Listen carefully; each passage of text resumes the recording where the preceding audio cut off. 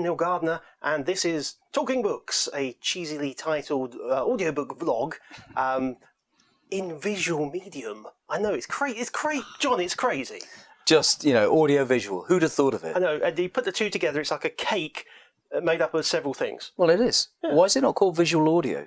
Because audio came first. Did it? Yeah, and should always be considered first. Well, you know what? You learn something new every day. Yeah. I think we should look to them down the camera lens and go, audio, visual. Visual. Yeah, I think we need like a hand signal for it. Yeah, I'm sure there is audio, visual. Oh, nice. Oh, you like that? Yeah. So what's Talking Books all about? It's me being silly, talking about audiobooks with people who make audiobooks with me. And being equally silly to do that in the first place, really. The idea is just to not ask the usual questions in interviews. I refuse to incriminate myself, and I will take the Fifth Amendment wherever possible. We're not in America, John. We're in England. There's no such thing as a Fifth Amendment. There is a third person. You can take the third person. All right. I shall take the third person, which he did.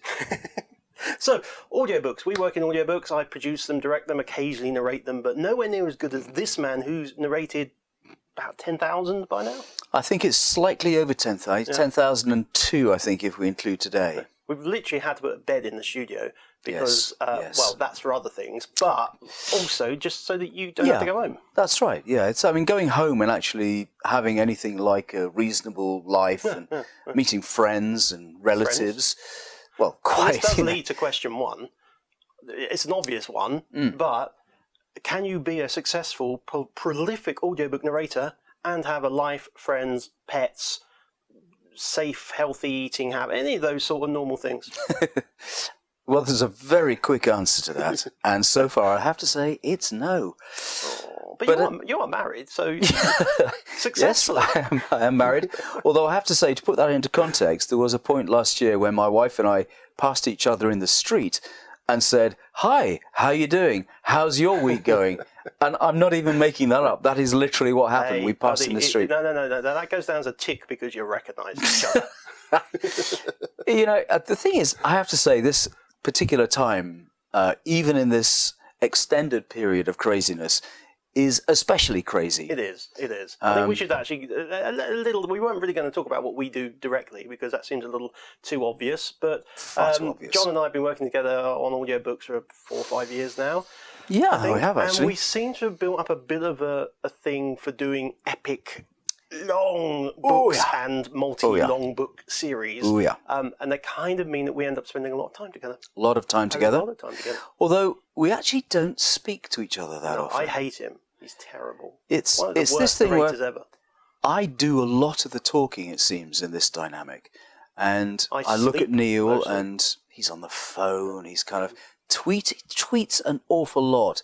And I sort of think, this is either a sign of great faith, and it's all going really well. It is that. Or it's so awful, it's so unlistenable to, that he has to find something to divert himself with. Something that he actually does have a genuine interest in. Twitter. Do you know that's the whole reason why I bought a Nintendo Switch? A Nintendo Switch. And not an Intendo, a Nintendo. A Nintendo, you see? Even better. Even in regular dialogue, in regular life, I'm stopped and corrected. And Nintendo. No, you can't say Nintendo. No. Well, it'd be breaking some kind of copyright. Yes, but Neil, I think if you actually look, if you check on Google, it will say Nintendo. I've been fooled again. I don't use Google. I use another brand is available. No, well, That can't be true. So you are John Banks. Always. Always? Yes. You have been forever in your life, John Well, Banks? not always, actually. Oh, no, there was there a tale there? There was, no, there was a particular time in my life when I first became a professional actor, when I had to change my name. Good Lord. And for a period of, I was John Redman for about 12 years. So there are, particularly because they're still around, I mean, it doesn't matter so much with theatre credits, but there are several television credits in which I appear under the name John Redman. Oh. I know, which is quite confusing because obviously, had Hollywood picked up on that, they wouldn't have been calling this John Redman guy for the last 20 years. They can't find him. He's gone. Why he's here doing audiobooks so much. This is what it is. Well, I should introduce you to our third member of the team, and this is Darwin. And he's here. There. Oh, There. sorry. Darwin, head producer, also now going by the name of Darwin Dimbleby, because he is our invigilator for these chats. Absolutely. And he's also preparing for a job he's taking over at the end of the year. I think his new surname might give it away. It's to do with questioning and clocks and things. Yes. So Darwin's here just to make sure that neither of us gets out of line in this quick, fast... Bit of a referee. Yeah, so let's ask... I've got a pad with some questions. Some of these were offered up by you guys on the old interwebs, so I apologise in advance. I haven't done any research for this at all. Well, you know who you are, so that's a good start. Oh, the stress. I love this first question because we are not asking the obvious questions like, do you like the books you've written? No. What this question is there anything that makes your heart sink when you see it in a script? Not just boats that have been torpedoed. Anything that makes my heart sink? I'm not keen on split words from one line to the next. That slightly makes my heart sink. Where they fully justified the text. Yes, so exactly. A fully justified text is a bit of a trip monster, really. Because, some of these long compound words, if they get stretched over 2 lines, it's just a guess. You're just having a little canter up to the end of the line, and there it is, disappeared off the end of the page. Like you prepped in any way in advance to know that's going to happen. No, because, that would be... I think prep, in any sense, professionalism. It's professional, and it's kind of cheating. It's depriving the audience of spontaneity, which, in my book, is key. Well, as many people have said in the past, if you couldn't do it live on Radio 4, you shouldn't be doing it pre-recorded in the studio with an editor. Does that apply to everything? I think so. Basically, in life, if you couldn't do it live on Radio 4, you probably shouldn't be doing it. Fair enough. It's a fair rule. It's a good rule of something. Yeah. Okay, well, that's a good one. But does that stretch to my beef, which isn't necessarily the word that splits over the line? It's the end of a page and it continues over and there's a big gap and it's hard to move the script up because if you're the using a formatting pad of the page. Yes, page formatting, font also. We've had some tricky fonts. There's some tough fonts. Pretty tricky fonts. I am a bit of a one. When I get a book that I'm allowed to reformat, which isn't very often, but with the Doctor Who stuff, for example, I get to reformat the script slightly. I will always make sure the end of every page has an end of sentence, even if that means leaving a fairly biggish gap, because obviously a conversation continues, which just makes it easier, particularly if you're working off of printed scripts because of the page turn, but with iPads as well, But yeah, we've had one recently with some big gaps. Yes. I'm kind of wondering how they're going to make the book. Well, yes, I do wonder. A lot of empty space. There is a lot of space. We haven't seen the trim marks. Well, maybe that's true. I don't know if I got the same script as you got. No. But certainly there were a few little discrepancies in the text as well. It's either that or the publishing world's in it with Apple when they're trying to make you buy the bigger iPad. Oh, that's for sure. You never know. It is a solution to the problem. Let's move on. Let's move fast. What's your favourite voice / accent to use when doing audiobooks? I quite like Middle European because you can't really go wrong. What's that sound like? Well, sort of Middle European, could be Hungarian, could be German, could be Czech, could be a little bit of that, maybe a little bit of Russian. But it sounds quite good. It gives gravitas. Gives a lot of gravitas. You can use it a lot for characters, and it sounds, you can lighten it up. You can make it sound quite exotic and intriguing, I think. So it's a bit of a universal go-to. Yeah. I do like that, yeah. Okay, that's good. I'm still waiting for that epic Birmingham book. I just want a book. I actually got one coming up soon that might have an epic Birmingham. The phone directory from Birmingham. Well, that'd be great. You mean? Because that really is an epic book. You just need the Dudley one. The Dudley telephone directory. Telephone directory. That's particularly big, is it? It's just great. I can't do it. Well, anyway. Very big in Dudley, anyway. So, as I said earlier on, we're quite well known for doing epic long books and epic long book series. We're in the start of one at the moment. Yes, we are. We've done the Bible together. That's pretty epic. We have done the Bible We've done like the Malazan Adventures, which are like 900 pages long. We're doing this new series at the moment, which I can't talk about right now, but is very long. And so you're kind of known for this. That's why we hire you, because you're reliable, you prep, you don't complain that much. I do all the time. Do you actually enjoy doing the longer epic books that have such deep storylines, or would you rather just be able to pound out like a one-dayer? That sounds so rude. Darwin, is that all right? I have to say, I tell you what I do like doing. There is a kind of a combination of the two things in a way. I love doing not necessarily single storylines, but But I love repeat characters, so I can kind of tap into and go back and tell another story that they're involved in. So I enjoy that very much. But I have to say, even though we have done a lot of long books together, and with other people that I work with, I've done very long books with, I think there's something wonderfully rewarding about a short story. Yeah, absolutely. And I love short audio stories. Okay. Because essentially writers have to just get on with it and tell the story and not be able to kind of go off and have extended battle scenes, for example, or things that may well be exciting to read and hopefully exciting to listen to, but are not necessarily overburdened with hundreds of characters. I mean, some of the volumes that we've done have had a lot of characters. And not doing that much, kind of just sitting around having a big chat. And they're all from the same geographic location. Quite hard to know. We did do a series together, which will remain nameless, and it was very good, but over 9 books, I think? 9 books. It was 8. It was going to be a question I was going to ask, but it felt a bit boring, like how do you remember all your voices? But, well, here's a trick of the trade. When you've got a producer with you, you keep an Excel spreadsheet.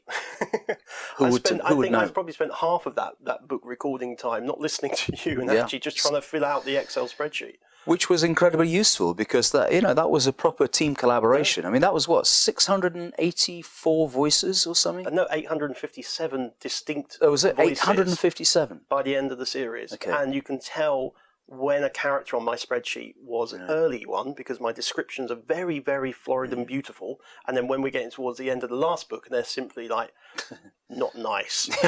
Not evil. nice. Sounds a bit like Skeletor. I think actually we did get to a point where we looked up the Guinness Book of Records, didn't we, to see what... Yes, I think Saul Reiklin has it, actually. Lovely Does Saul. I think he's got it. He mentioned it to him. I think it's got something with like 900 voices or something. It was Roy Dotrice for a long time, wasn't it? Yeah, no, you might be right. It might be Roy. But yes, it is amazing. We need to kind of do... I'm not sure how we can it's multi-volume. It's hard, yeah. It's got to be a single volume. Well... So if you count Lord of the Rings as one book instead of 3, then you qualify. Yeah, no, exactly. If you count the Malazan series as 8 books instead of... No, that's fair enough. So when you're doing these big epic long books, tell us the secret to your success. Drugs, alcohol, copious amounts of sausage rolls. What is it? What keeps you going? Sleep. And there's never enough sleep. Is that in the slightly slower chapters? Because that's what I do. It's actually, you know what, I have to say, when I first started recording audiobooks with you, I had done a couple of little short stories I think beforehand. your first full one was here, wasn't it? The first full-length audiobook was here. Ladbroke Audio, folks. Ladbroke Audio. Users. I actually used up a huge amount of nervous energy thinking that making a mistake was making a mistake. Yeah. Because my background had been in theatre, and obviously when you're in performance mode, the idea is not to make mistakes. No, absolutely. Obviously that happens. Every show you do, there are little errors, but the idea is, of course, you cover that up and you move on. So my brain was still very much in theatre mode. And in TV mode, if you start to trip and things in theatre, or particularly in television, that's, perhaps a couple of £100 gone, a couple of £1,000 gone. So directors aren't very pleased if you make lots of errors. So I was very much in that mindset. And consequently, my level of sort of nervous energy was very high. And I remember sitting in our studio here and literally having to hold a handkerchief because my palms were sweating so much. And that's what that was for. That's what it was for. And the shower that I asked you to fit. It felt rude. And the makeup van outside. But once I sort of got a little bit more confident and realised that it was par for the course, that things would be tripped over. Absolutely. Because actually, what you're doing is the final performance and the point of first encounter are very close together. Yeah. So pretty much everything you do is the sort of thing that you might do as a first offer in a rehearsal. And of course, you yourself are also sort of thinking, maybe what I've just committed to doing there isn't working, so I need to think of another way of doing it, which only actually really occurs when you hear it. It doesn't occur particularly when you read it or even prepare it or mark it up or whatever. It's the performance of it. Well, something occurs when you actually try to articulate something out loud, which is actually, of course, not intended to be read out loud. None of the books that we have done have been abridged No, and they're not. We call them scripts, but they're not. They're manuscripts. They are manuscripts. Yeah, exactly. So there's a slight discrepancy. Obviously, if you have the luxury of recording a drama, or if you're working on a play, it's designed to be spoken, to be performed, and that's a great lesson to learn, and it's a good thing to remember, so that you don't sort of beat yourself up about it. Yeah. So once I sort of got over that, I decided that I could actually just be a little bit calmer and just do that. And of course, as soon as you do that, as soon as you stop worrying about the technical aspects of what you're doing, and you assume that, as in rehearsal, as in preparation, that the work you have done before you arrive at the studio will be in your muscle memory, it'll be in your brain. Yeah. And so you can actually put that slightly out of your conscious brain and actually then think about how you're going to perform. And of course, you've got to learn to trust us. Of course. Obviously, this is a situation you come and you record in a studio, so you have a producer or an engineer. Totally. Obviously, many people self-record, and so they're kind of self-direct. But in the case of being in the studio, learning to trust us. So if I'm not pressing a button in a few minutes to tell you you've made a mistake, you need to not worry that I'm missing it. Yes, absolutely. That you have to trust in me. It's an astonishingly collaborative process. It really is. And if you still don't like him, maybe. If you that's another. That's when a true professional kicks in. Oh, the fact that you hate each other and you're actually still able to work together. It's like a family. It's like a family. It's like a dysfunctional family. No, that's good. That's good. Well, let's move on to our last question, which is, we're here. We deal with people's writing all the time, and we can get a little bit. We can discuss the merits of writing styles and different books and all that. Mm-hmm. So, if you were the author, what genre of book would you choose to write? Oh, tricky question. That's one of Mike. Well, actually, it's Darwin's question. But, he's very tricky. That's why he's going to be great in the Dimbleby job.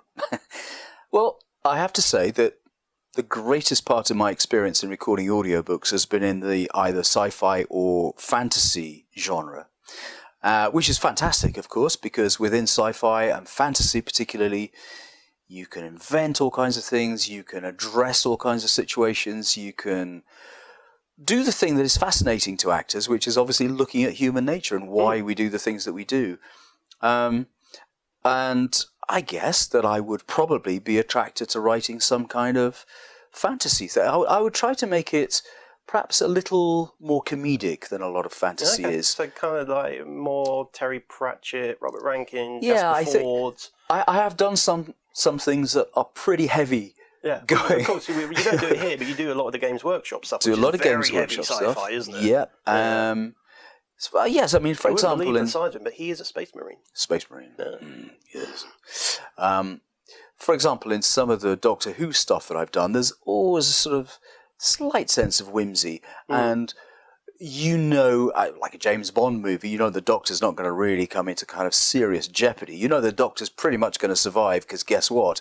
It's the that's the series. And even if he doesn't, he becomes another Doctor. Another Doctor. Yeah, it will continue. So. You can kill a companion, though. You can certainly kill. Have you killed a companion? I've never killed a companion. That's got to be on the bucket list, hasn't it?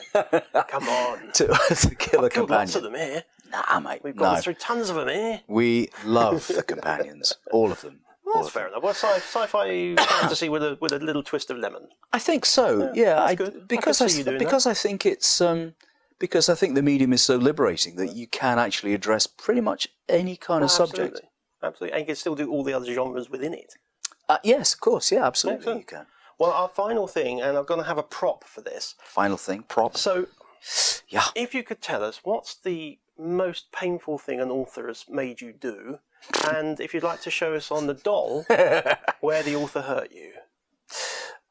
Well, all the pain really is here and here. Yeah. And here, somewhere there, as you can see, there's a slightly extended diaphragm occurring here, and you probably noticed on me that I have a slightly extended diaphragm it's an uncanny situation. There is actually. Yeah. Have a look, So what was the question? What's the hardest? You've shown us the pain, basically. Yeah. In reality, and this is not against authors. We love our authors. Without you, we have no job. We love you. But there are things that when something is not written to be performed, it's written to be. It doesn't matter how well it's written. There are things that can trip you right up. Yeah. And I found the word linoleum is one that seems to trip up Linoleum. an awful lot of people. Trajectory. Trajectory is That's very a toughie. It depends what it's in combination with, but yes, trajectory. That's tough. That happens a lot as well. And Trajectory. I think there's an interesting difference between the use of commas in grammatically correct, edited, written word, and how you actually then have to say it, particularly within either long descriptions or in dialogue. So it's like there's an expectation that you're going to get it right first time, but actually, if it were written out as a play, there'd be more use of punctuation within it, or there would, just ways of informing you how to perform. Yeah, and of course, it's not there. And for some reason, sometimes commas do. We do have this question, don't we? Where have all the commas gone? Put gone? it out to you guys. Where have all the commas gone in modern publishing? Is someone collecting them? Yeah. And are they the most expensive thing to put into type? Oh, they are. I think they must be. Yeah, we think it must be the most expensive thing because there seems to be a lack of commas. Absolute dearth of commas. Where have they gone, John? Who knows? There must be a book of commas somewhere. I think there's a song in it. Where have all the commas gone? Well, I know Stephen Wright used to collect semicolons. Did so the Radio 2 DJ? No, the very funny American comedian. Not the mass murderer? No. Okay. So he used to collect semicolons, which I thought was a fabulous hobby. Where did he put them? So, well, I don't know. I mean, maybe he had an album. Or a farm. A farm? A punctuation farm. Maybe I could get into that, and then when we have a book that seems to be missing punctuation, we could pop it out. So we've got allotments outside. We do. We could cultivate punctuation. Well, maybe Stephen has extended his collection to commas. Oh, maybe he could gift it to us, like a gift aid. That would be good. What would they come in? A little kind of sachet? Would you be like dehydrated? You'd have to add water. I know. Let's ask our viewers if instead of a GoFundMe with money, well, that would be nice. What about a GoFundMe for punctuation? Marvellous. I'd go with that. Throw a few. If you've got a few spare commas out there in a title you're doing at the moment, you maybe come across a few spare commas. Or if you get to the end of a page and you haven't used them all up. Exactly. You've decided that you could jump it. Yeah. You've jumped the comma. Famously, Fonzie did that, if you remember. You could put them in a little baggie.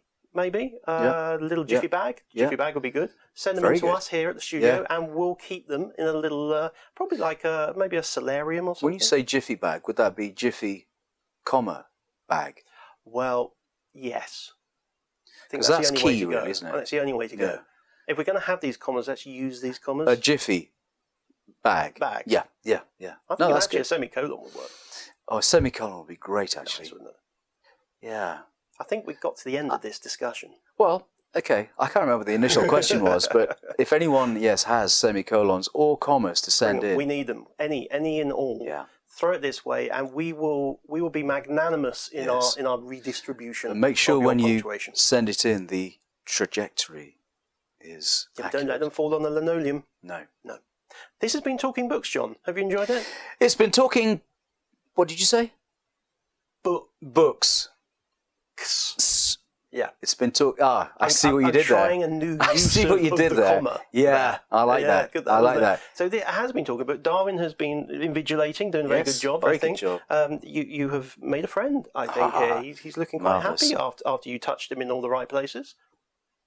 Say no more. Good. And I will thank you for being our very first guest on Talking Books. You are free to join us anytime you want, because to be honest, he's going to be in the studio for the next 8 months or so. Absolutely. So he may end up being the next guest as well. I hope you've enjoyed it. If you've got any questions you'd like me to put to audiobook people, we're going to have narrators here, because mostly they're the ones that come in, but also an editor or two, and hopefully a commissioner would be nice, and an author if they ever leave their homes and come out into the world. Do come out into the world. It's quite nice. You're welcome. We like authors. All right. They're good, aren't they?